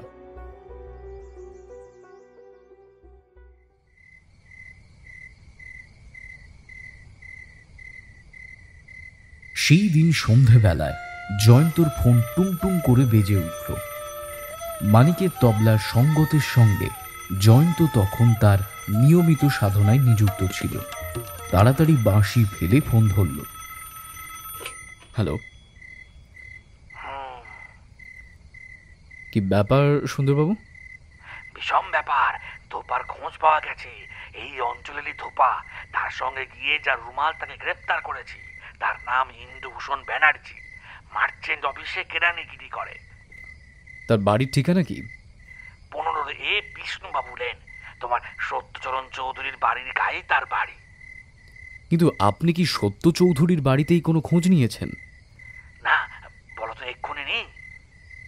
আপনাকে সেসব কিছুই করতে হবে না। খোঁজ যা নেবার আমি নিয়েছি। আপনি বরং ইন্দুভূষণকে নিয়ে আমার এখানে আসুন। এখনই যাচ্ছি। জয়ন্ত, আমার প্রাণটা ভারী খুশি হয়ে উঠেছে। কেল্লা ভার দিয়া। ফোনের রিসিভারটা যথাস্থানে রেখে দিয়ে জয়ন্ত যেন আপন মনে বলে চলল, 15 নম্বর বিষ্ণুবাবু লেনে থাকে সত্যচরণ চৌধুরী, আর 15 নম্বরে থাকে ইন্দুভূষণ ব্যানার্জি। আশ্চর্য! সে ফোনে এই মাত্র যা শুনল মানিকের কাছে সব খুলে বলল। মানিক উৎসাহিত কণ্ঠে বলে উঠল, বলো কি জয়ন্ত, বলো কি? রামদার উপর খোদাই করা ছিল এস অক্ষর, আর রুমালে ছিল IBB, এই 3টে অক্ষর। 2 ঘটনাস্থল থেকে আমরা এই 2টো সূত্র পেয়েছিলাম বটে, কিন্তু কিছুক্ষণ আগেও এই সূত্র দুটোর কোনো দাম ছিল না। কলকাতায় কত হাজার লোকের নামের সঙ্গে এই এস আর IBB অক্ষর মিলে যায়, কে তার হিসেব রাখে? দৈবক্রমে কত সহজেই আসল লোকের ঠিকানা আবিষ্কার করে ফেললাম। জয়ন্ত, ভাগ্য দেবী আমাদের সহায়, নইলে এটা সম্ভব হতো না। গোয়েন্দারা যত বুদ্ধিমানই হোক, ভাগ্যদেবীর অনুগ্রহ তাদের পক্ষে অত্যন্ত দরকার। আবার অপরাধীদের উপর চালাকিও তাদের অনেক কাজে আসে। ধরো এই নৃমুণ্ড শিকারীদের কথা। কাটা মুন্ড ভেট পাঠিয়ে ওরা যদি আমাদের মিথ্যে ভয় দেখাবার চেষ্টা না করত, তাহলে বিষ্ণুবাবু লেনের সত্যচরণ চৌধুরীর উপর আমাদের কিন্তু কোনো সন্দেহই হতো না। ওরা 3টে মারাত্মক ভুল করেছে। প্রথম রক্তাক্ত রুমালখানা ঘটনাস্থলের কাছে ফেলে গেছে, দ্বিতীয়ত রামদাখানাও নৌকা থেকে তুলে নিয়ে যায়নি, তৃতীয় উপরি 3 দিনের স্টেটমেন্ট প্যাকিং বাক্সে রেখে বুঝিয়ে দিয়েছে যে তাদের দলের কেউ ওই খবরের কাগজখানার নিয়মিত পাঠক। আর ওদের 4 নম্বর ভুলের কথাও যদি বলি, ওরা আজ সকালেই অত শিগগির আমাদের ভয় না দেখালেই ভালো করত। ঘন্টা কয়েক অপেক্ষা করার পর মুন্ডুটা যদি পাঠাতো, আমরা তো অনেক কিছুই ধরতে পারতাম না যে খুনিরা আমাদের বাড়ির এত কাছে এলো কিভাবে, বা এত কাছে থাকেই বা কিভাবে। আচ্ছা, তুমি তো আজকে বিকেলে বাইরে বেরিয়েছিলে, তা কোথায় গিয়েছিলে কিছু তো বললে না। গিয়েছিলাম বিষ্ণুবাবু লেনে সত্য চৌধুরীর খবর নিতে, কিন্তু বিশেষ কিছু জানতে পারিনি, বুঝলে। বিষ্ণুবাবু লেনের 15 নম্বর বাড়ির সামনেই একটা মুদিখানা দোকান আছে। মুদির সঙ্গে ভাব করে জানলাম সত্য চৌধুরী হচ্ছে নাকি বিহার অঞ্চলের এক জমিদার। কলকাতারও বাড়িখানা সে গেল বছরে কিনেছে, মাঝে মাঝে এখানে থাকে, মাঝে মাঝে দেশে যায়। বয়স হবে 40, ভীষণ শক্তি। এবছরে এমন ঘটা করে কালী পুজো করেছে যে তেমন ঘটা এখানকার কেউ কখনো নাকি দেখেনি। দারুণ লম্বা চওড়া আর ঘোর কৃষ্ণবর্ণ চেহারা। তাকে দেখলে শৌখিন জমিদার বলে মনে হয় না, মনে হয় যেন সেকালকার কাপালিক। গলায় বড় বড় রুদ্রাক্ষের মালা, প্রতি অমাবস্যায় রক্তবস্ত্র পরে কালী পুজোয় বসে। পাড়ার কারোর সাথে তিনি মেলামেশা করেন না, তবে তার লোকেরও অভাব নেই। অনেক চাকর, দারোয়ান আর কর্মচারী সেখানে বাস করে। ওই 15 নম্বরের বাড়ি থেকেই তো সুন্দরবাবু সেই ইন্দ্র বাড়ুজ্যকে ধরেছেন। সেও নিশ্চয়ই তাহলে ওই সত্য চৌধুরীরই চালা। তাই তো হওয়া উচিত, নইলে ইন্দুর নাম লেখা রক্তাক্ত রুমাল ঘটনাস্থলে পাওয়া যেত না। সত্য চৌধুরীর বাড়ির পাশেই হাত 3 চওড়া একটা সরু গলি আছে, তারপরেই ছোট ছোট 3খানা বাড়ি। তাদের নম্বর হচ্ছে 15A, 15B ও 15C। সেই বাড়িগুলো দেখলে মনে হয় যেন একখানা বাড়িকেই 3টে অংশে ভাগ করা হয়েছে। এর বেশি কিছু আমি লক্ষ্য করিনি।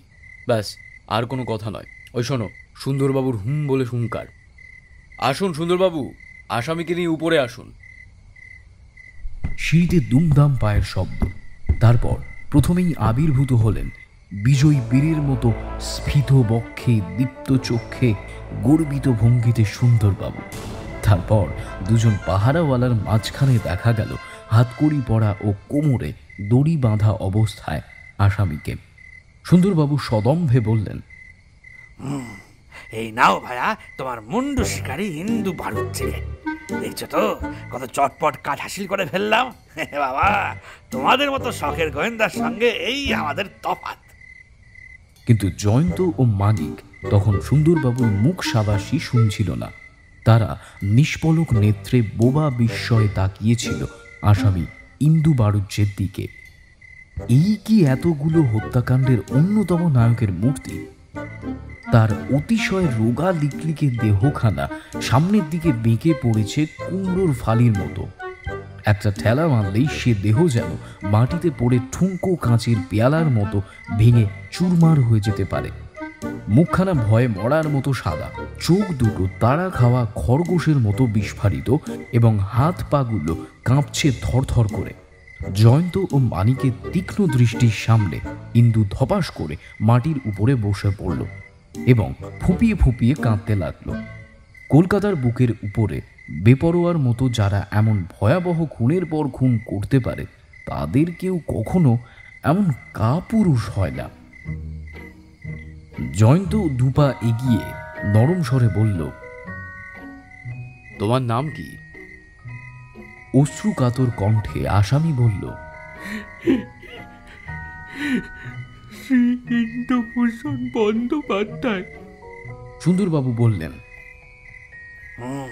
শ্রী ইন্দুভূষণ না ছাই বিশ্রী ইন্দুভূষণ? জয়ন্ত জিজ্ঞেস করল, আচ্ছা, তুমি কি করো? আগে টমসন মরিসনের অফিসে চাকরি করি বাবু। কত টাকা মাইনে পাও? 7 টাকা। আচ্ছা, 15A বিষ্ণুবাবু লেনে তোমার সঙ্গে আর কে কে থাকে? আমার স্ত্রী, এক ছেলে আর এক মেয়ে। ওখানে আমাদের অনেক কালের বাস। আমরা 3 ভাই পাশাপাশি 3খানা বাড়িতে থাকি। আগেও বাড়িগুলো এক ছিল, এখন ভাগ করে নেওয়া হয়েছে। আচ্ছা, সত্য চৌধুরীর সঙ্গে তোমার আলাপ আছে? খুব অল্প। তিনি জমিদার মানুষ, আমাদের মতো গরিব লোককে মোটেই পছন্দ করেন না। আমাদের বাড়িগুলো তিনি কিনে নিতে চান, আমি রাজি নই। এ সম্পর্কে তার সঙ্গে একবার আমার কথাবার্তা হয়েছিল। আচ্ছা ইন্দু, তুমি জানো তো কিছুদিন আগে গঙ্গার ধারে ডবল খুন হয়েছিল, আর সেইখানেই তোমার একখানা রক্তমাখা রুমাল কিন্তু কুড়িয়ে পাওয়া গেছে।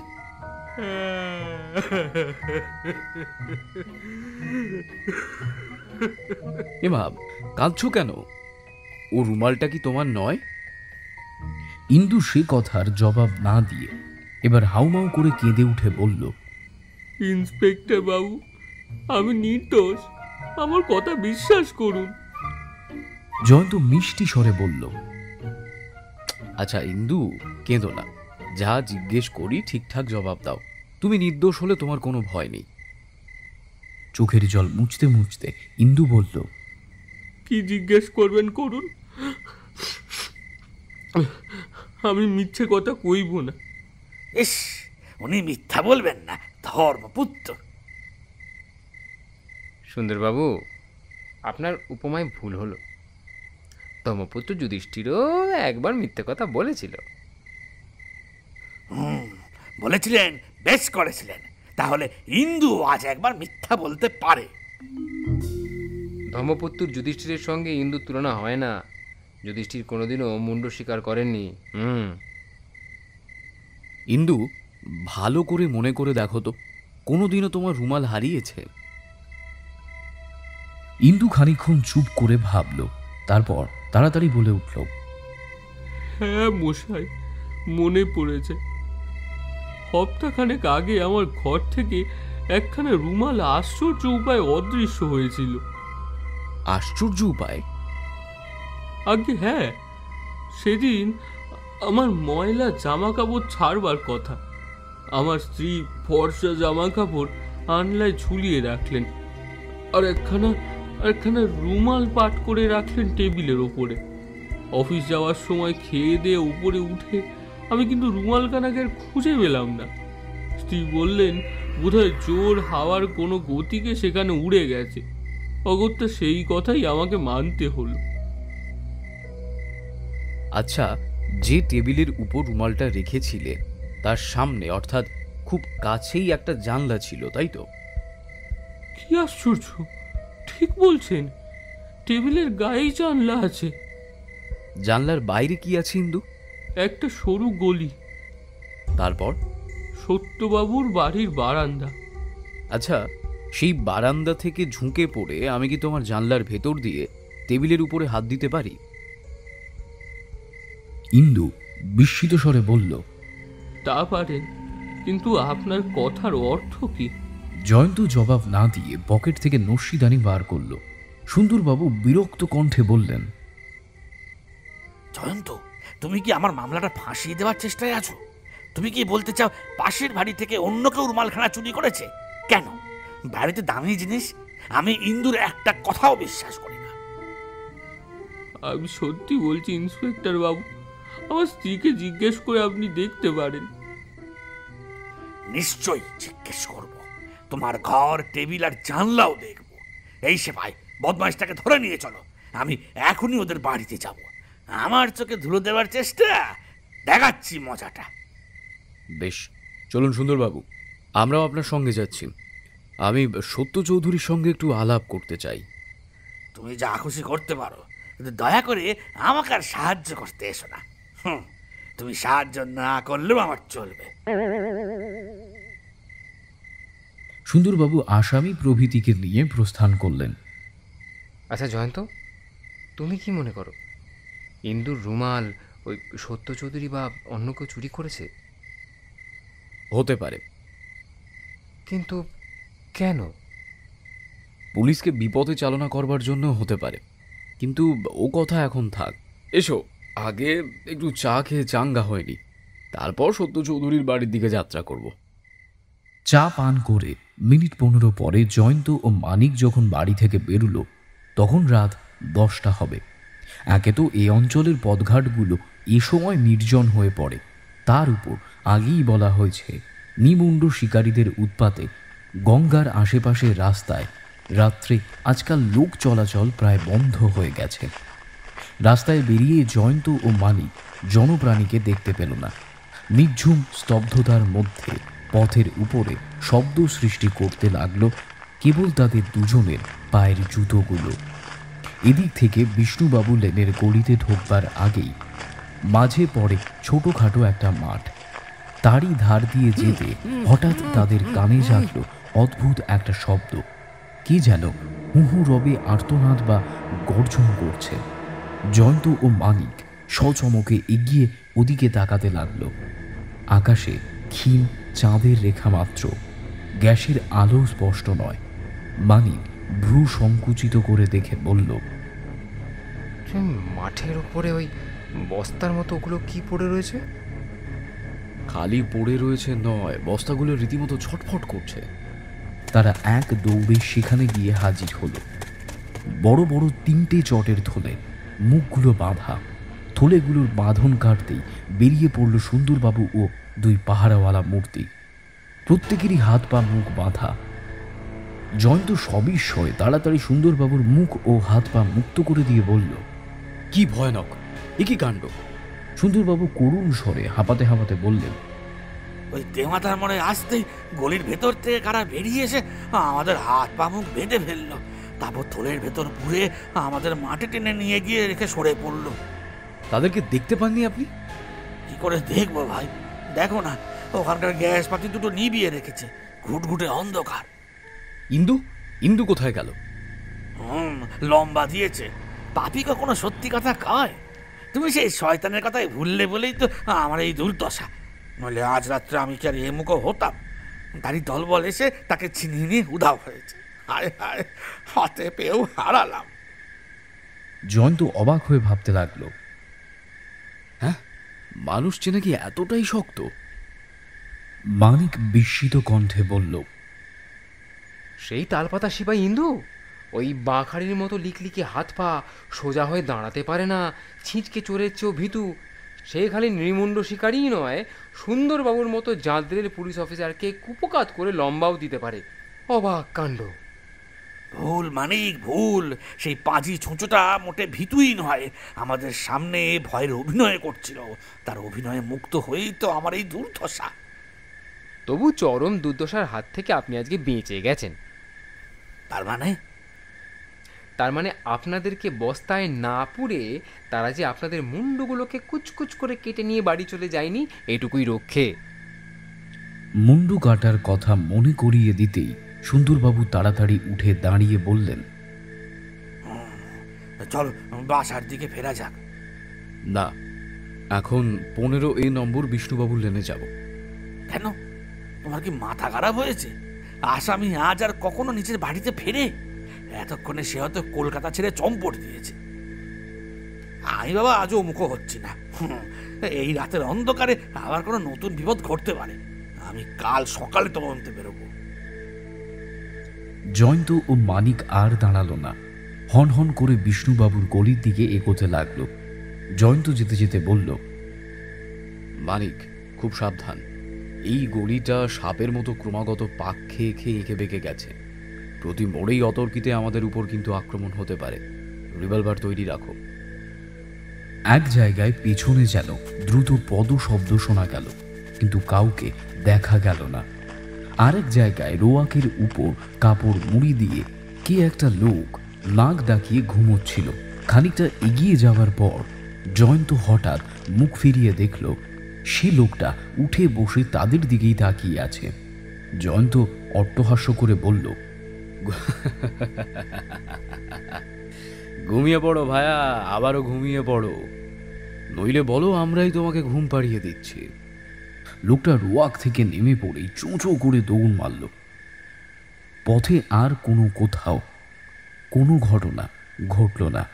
তারা বিষ্ণুবাবুর লেনে 15 এই বাড়ির নম্বরের সামনে এসে দাঁড়াতেই শুনতে পেল ভেতর থেকে মেয়ে গলায় কাতর কান্না।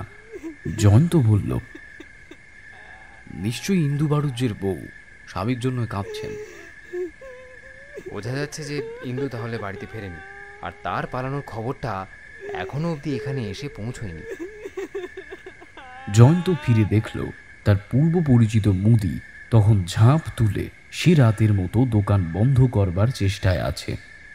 সে মুদির কাছে গিয়ে বলল, কি হে বাপু, ওই ওই বাড়ির ইন্দুর কোনো খবর রাখো? কিন্তু বাবু, হ্যাঁ, তিনি তো আমার খদ্দের। আহা, ও নিরীহ ভদ্রলোক আমি আর একটাও দেখিনি, কিন্তু কেন জানি নে আজ পুলিশ এসে উনারে ধরে নিয়ে গেছে। হ্যাঁ, এখনো ছাড়েনি? পুলিশ কি আর সহজে ছাড়ে বাবু? বাঘে ছুলে আঠার ঘা, শুনেছেন না? তার স্ত্রী তাই কাঁদছেন। আচ্ছা, সত্য চৌধুরী কি এখন বাড়িতে আছেন? ও জমিদার বাবু? না, হঠাৎ কি জরুরি তার বিয়ে সন্ধ্যের গাড়িতেই তিনি দেশে চলে গেছে। বাড়িতে আছে খালি এক বুড়ো দারোয়ান। যাই মশাই, রাত হলো, নমস্কার। মুদি চলে গেল। জয়ন্ত সেখানে দাঁড়িয়ে সত্য চৌধুরীর বাড়ির দিকে তাকিয়ে রইল। বাড়িখানা বেশ বড়, তেতালা, কিন্তু তার সমস্ত জানলা বন্ধ। দারোয়ান তখন বোধ হয় ভিতরে গিয়ে শুয়ে পড়েছে, কারণ বাড়ির কোথাও একটা আলোর চিহ্ন পর্যন্ত দেখা যাচ্ছে না। মানিক বলল, আচ্ছা, এই সত্য চৌধুরী হঠাৎ করে লোকজন নিয়ে সরে পড়লো কেন? সে কি তাহলে আন্দাজে বুঝতে পেরেছে যে আমরা ওর উপর সন্দেহ করেছি?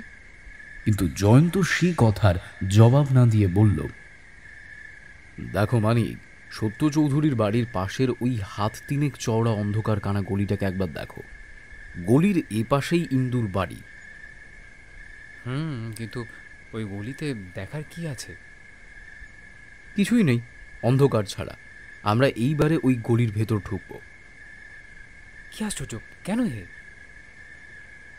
সঙ্গে এলেই দেখতে পাবে। জয়ন্ত সঙ্গে সঙ্গে গলির মধ্যে ঢুকে মানিক টর্চের আলো জেলে দেখে সেই পথে আবর্জনার অভাব একটুকুও নেই।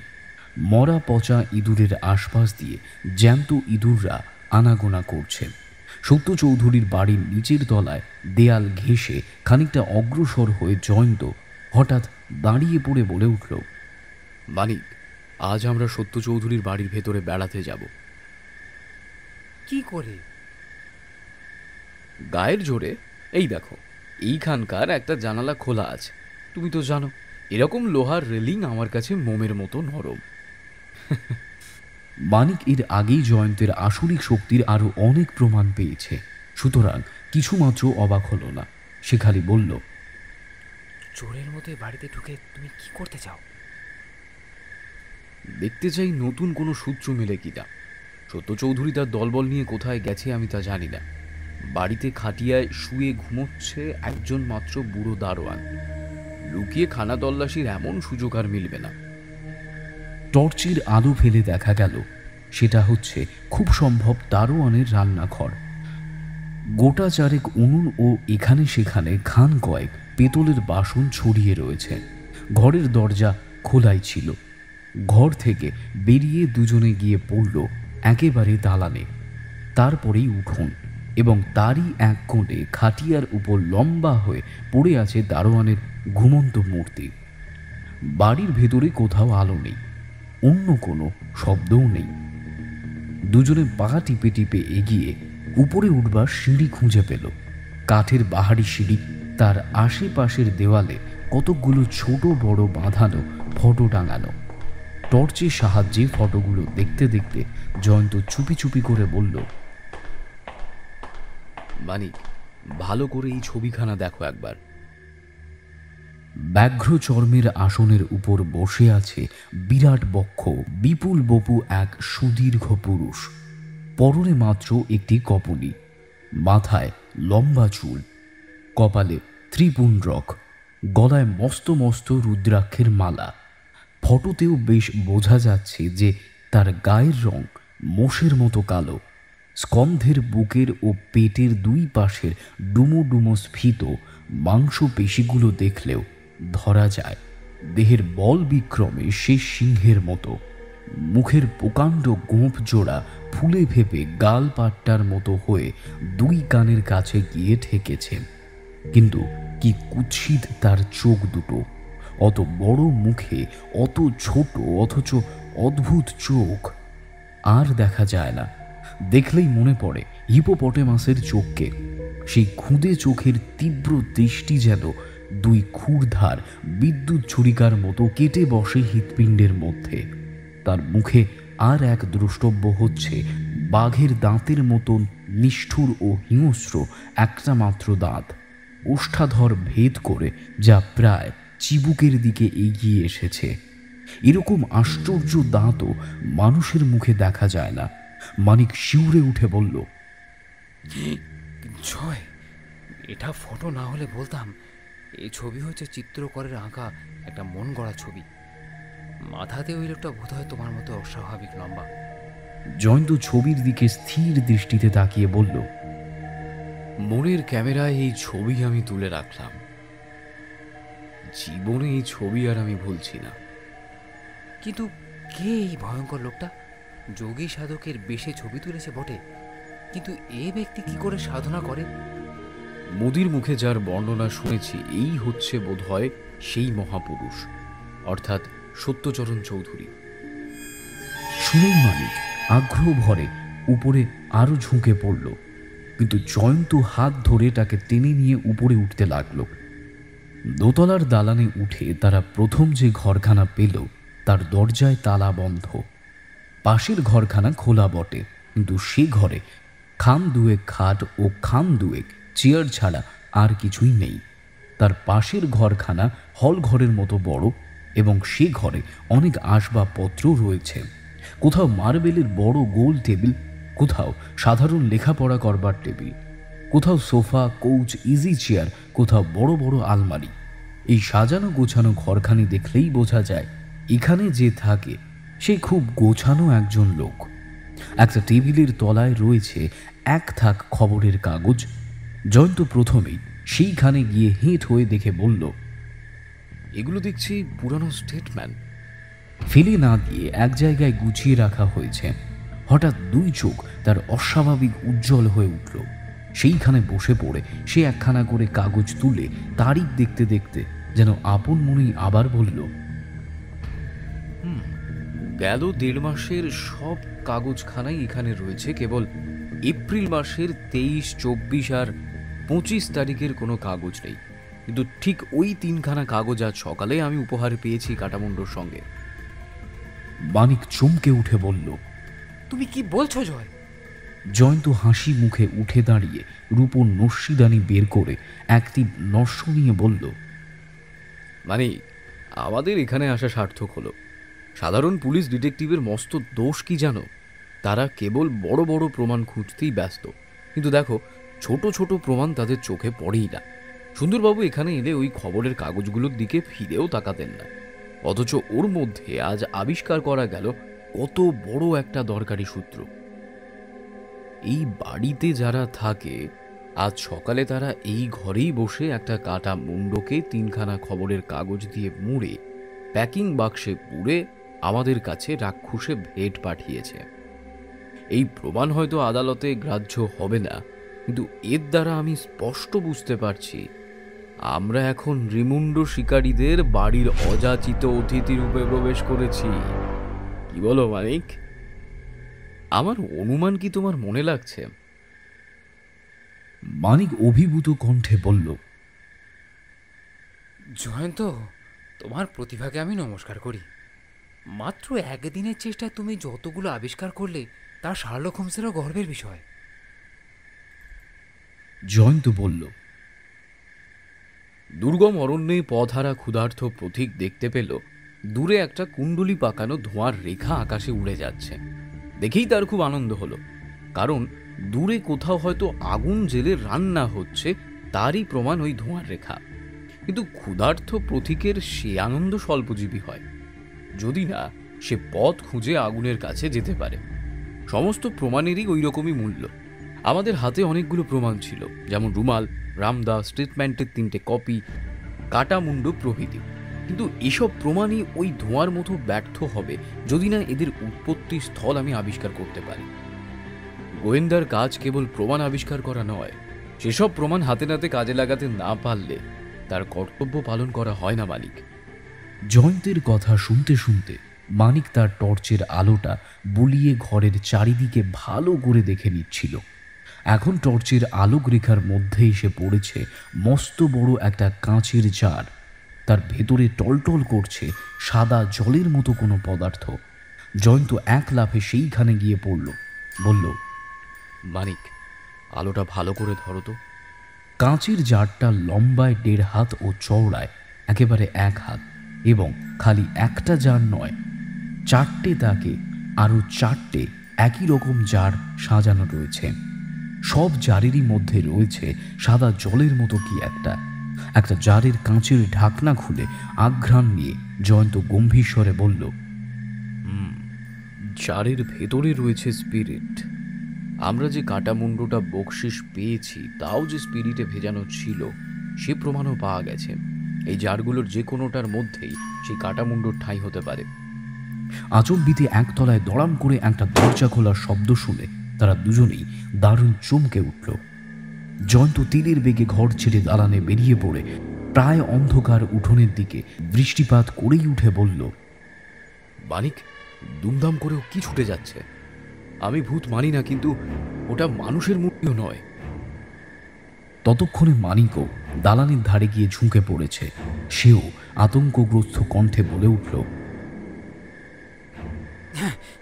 জয় জয়, অন্ধকারে সবই আবঝার মতো দেখাচ্ছে বটে, কিন্তু বেশ বোঝা যাচ্ছে ও মূর্তি হচ্ছে মহাভয়ঙ্কর।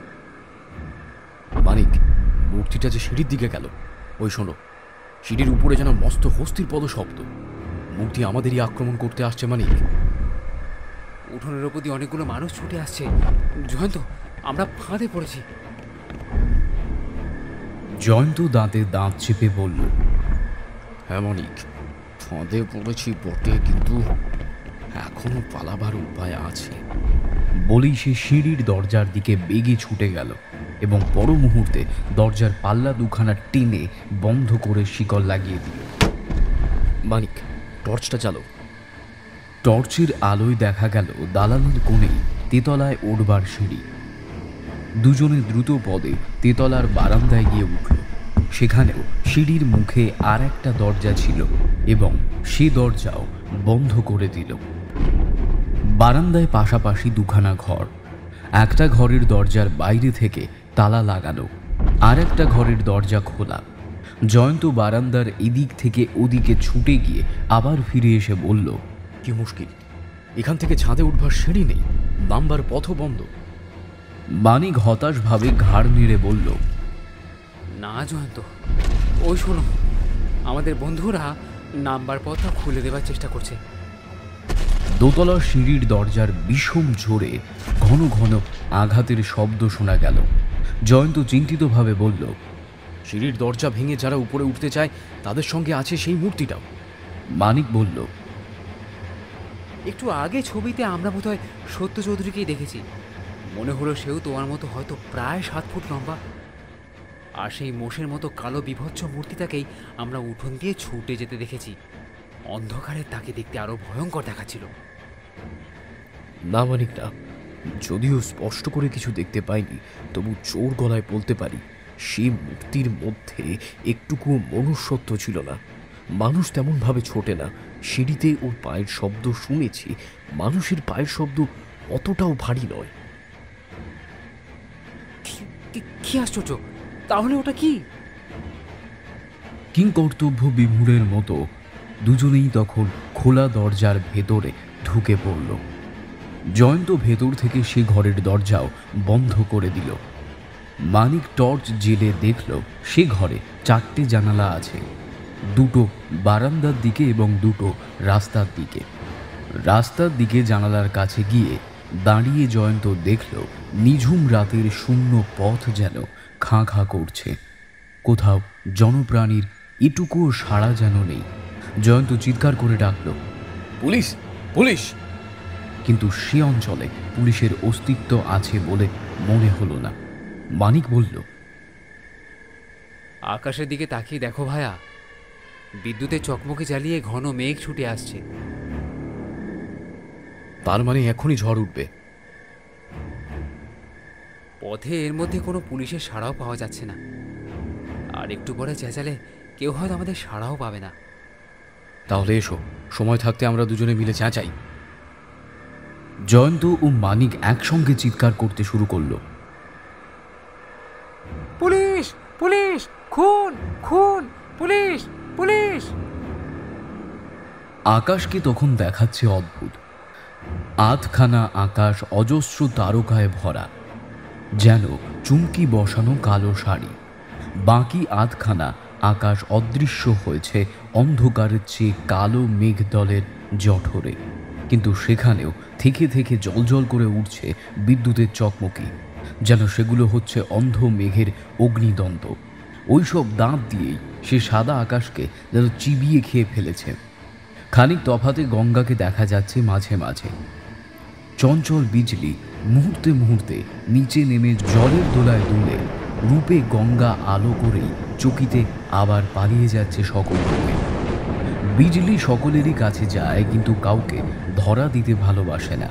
কিন্তু এসব দেখবার বা ভাববার অবসর তখন জয়ন্ত ও মানিকের ছিল না। তাদের মাথার উপরে তখন নৃশংস আনন্দে জেগে উঠেছে নৃমুণ্ড শিকারীর ক্ষমাহীন খড়গ।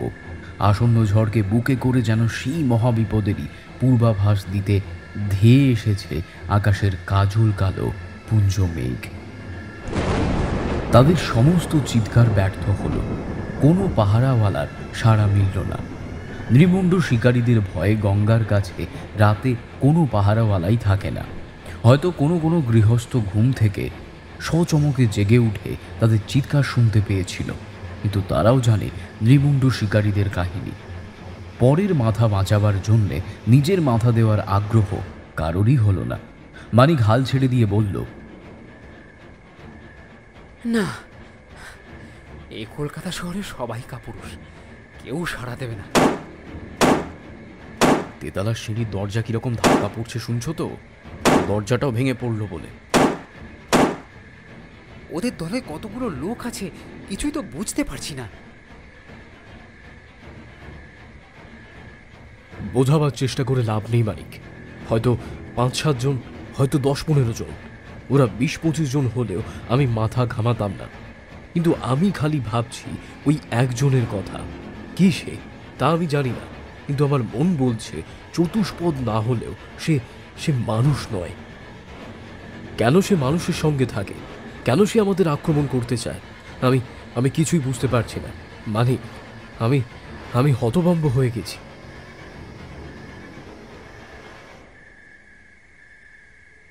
হঠাৎ বাড়ি কাঁপিয়ে হুড়মুড় করে একটা শব্দ হলো। মানিক বলল, ওই যা, তেতলার সিঁড়ির দরজাটাও ভেঙে পড়ল। জয়ন্ত কঠিনভাবে হাস্য করে বললে, এবার এই ঘরের দরজার পালা। কিন্তু তারপর বাইরের বারান্দায় ধূপ ধূপ করে অনেকগুলো পায়ের শব্দ হলো। তার মধ্যে একজনের পায়ের শব্দ ভীষণ ভারী। প্রত্যেক পদক্ষেপে তেতালার মেঝে থরথর করে কাঁপছে। তারপরই দরজার ওপরে পড়ল দড়াম করে একটা জোর ধাক্কা। প্রথম ধাক্কাতেই দরজা ভেঙে পড়ে আর কি। জয়ন্ত এক লাফে বারান্দার একটা জানলার কাছে গিয়ে দাঁড়ালো। তারপর ডান হাতে রিভলভার বার করে হঠাৎ জানলার একটা পাল্লা খুলে উপরে উপরে চারবার গুলি বৃষ্টি করে পিছনে সরে এলো। অন্ধকারে কারুর দিকেই সে লক্ষ্য স্থির করতে পারেনি বটে, কিন্তু আচম্বিতে আর্তনাদ শুনেই বুঝে নিল যে তার রিভলভারের একটা গুলি অন্তত যথাস্থানে গিয়ে হাজির হয়েছে। তারপরে আবার ধূপধাপ করে অনেকগুলো অতি ব্যস্ত পায়ের শব্দ শোনা গেল। তারা বুঝল শত্রুরা প্রাণের ভয়ে বারান্দার উপর দিয়েই পালিয়ে যাচ্ছে। জয়ন্ত তাদের শুনিয়ে খুব চেঁচিয়ে বলল, মানিক, তুমি রিভলভার তৈরি রাখো। বারান্দায় যে আসবে তাকেই আমরা কুকুরের মতো গুলি করে মারব। সহজে আমরা প্রাণ দেব না মানিক। আচম্বিতে কড়কড় কড়কড় রবে বজ্র ভীষণ গর্জন করে উঠল। সঙ্গে সঙ্গে জাগ্রত হল ঝটিকায় ভৈরব হুঙ্কার। গঙ্গার উচ্ছ্বসিত তরঙ্গে তরঙ্গে পাগলামির মাধন জাগিয়ে টলমল গাছে গাছে ব্যাকুল ক্রন্দন ফুটিয়ে বাড়ির জানলায় প্রচণ্ড করতাল বাজিয়ে দুরন্ত ঝড়, প্রবল ধুলো ভরা নিঃশ্বাস ছাড়তে ছাড়তে ও বজ্র ভরা বিদ্যুৎ ছুটতে ছুটতে শহরের উপরে ভেঙে পড়ল বিপুল বিক্রমে। জয়ন্ত বললে, বাইরে থেকে সাহায্য পাওয়ার যতটুকু আশা ছিল তাও গেল। এই গোলমালে সিংহ গর্জন করলে কেউ শুনতে পাবে না। মানিক কিছু না বলে টর্চ জেলে ঘরের চারিদিকে আরো একবার চোখ বুলিয়ে নিয়েই চাপা গলায় বলে উঠল, জয়, টেলিফোন। জয়ন্তর প্রাণ আনন্দের নিচে উঠল। হ্যাঁ তাই তো, ঘরের এক কোণে টেবিলের উপর একটা টেলিফোন রাখা রয়েছে যে। সে আগে আর একবার জানলার কাছে গিয়ে উঁকি মারল, কিন্তু বিদ্যুৎ আলোকেও সেখানে শত্রুদের কাউকে সে দেখতে পেল না। তবে তারা যে আনাচে কানাচে কোথাও একটা লুকিয়ে আছে সে বিষয়ে সন্দেহ নেই। পাছে তারা ভরসা করে আবার কাছে আসে, তাই তাদের ভয় দেখাবার জন্যে জয়ন্ত আর একবার রিভলভার ছুঁড়ল। তারপর ছুটে টেলিফোনের কাছে গিয়ে রিসিভারটা তুলে নিয়ে বলল, বড়বাজার 2031। Yes please. হ্যালো থানা, সুন্দরবাবু কোথায়? ঘুমাচ্ছেন? এখনই তাকে জাগিয়ে দিন। আমার নাম, হ্যাঁ হ্যাঁ জরুরি দরকার। 15 নম্বর বিষ্ণুবাবু লেনে এসে আমরা বন্দী হয়েছি। হ্যাঁ হ্যাঁ সেই কাটামুন্ডুর মামলায়। আমরা তেতলার একটা ঘরের ভেতরে বসে আছি। ওরা দরজা ভাঙবার চেষ্টা করছে। পুলিশের আসতে দেরি হলে আমরা কিন্তু মারা পড়ব। আসতে কত দেরি হবে? আন্দাজ আধ ঘন্টা হয়তো আমরা আত্মরক্ষা করতে পারবো, কারণ আমাদের কাছে 2টো রিভলভার আছে। কিন্তু কিসে কি হয় সত্যি বলা যায় না। ওরা দলে কিন্তু বেশ ভারী। আরও তাড়াতাড়ি আসবার চেষ্টা করুন। হ্যাঁ 15 নম্বর বিষ্ণুবাবু লেনের সত্য চৌধুরীর বাড়ি। একেবারে তেতলায় আছি আমরা। জয়ন্তর মুখের কথা শেষ হবার আগেই ঘরের ভেতরে গ্রুম করে বেজায় একটা শব্দ হলো। তারপরেই ভীষণ উগ্র একটা দুর্গন্ধ। জয়ন্তের হাত থেকে রিসিভারটা সশব্দে পড়ে গেল মেঝেতে। রাস্তার ধারের জানলার কাছে সরে গিয়ে ফাঁকে মুখ রেখে রুদ্ধশ্বাসে সে বলল, মানিক, মানিক শিগগির এদিকে জানলা ধারে এসো।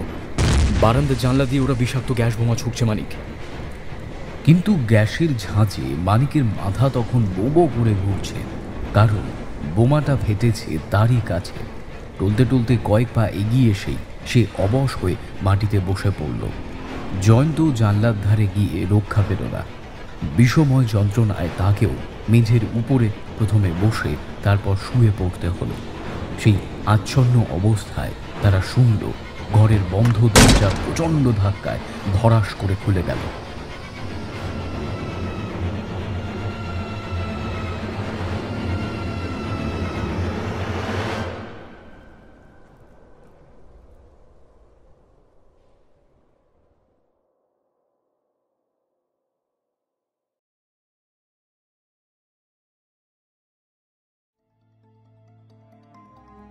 আজকের গল্পটি আপনাদের কেমন লাগলো তা অবশ্যই কমেন্ট সেকশনে জানাতে ভুলবেন না।